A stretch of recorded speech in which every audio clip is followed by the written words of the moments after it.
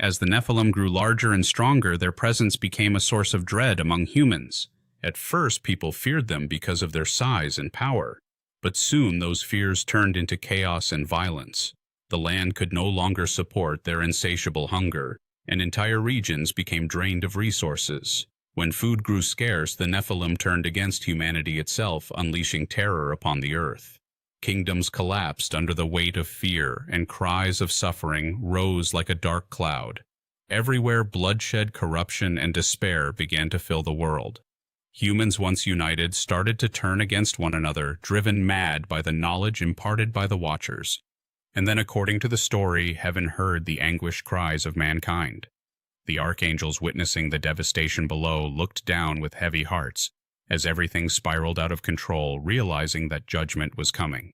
The heavens stirred as the cries of those suffering echoed upward, reaching the ears of the archangels. They observed the devastation wrought by the Nephilim and the unnatural corruption that had spread across the land. Everything that was once beautiful had turned into a scene of destruction and despair. Humanity, caught in the grip of chaos, fought blindly among themselves, each act of violence only fueling more hatred.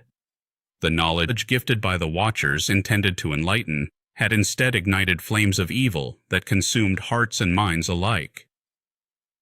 The archangels understood that swift action was necessary, for if the cycle of violence continued, there would be nothing left. They convened in heavenly deliberation, preparing to bring forth judgment on mankind and cleanse the earth of its dire afflictions.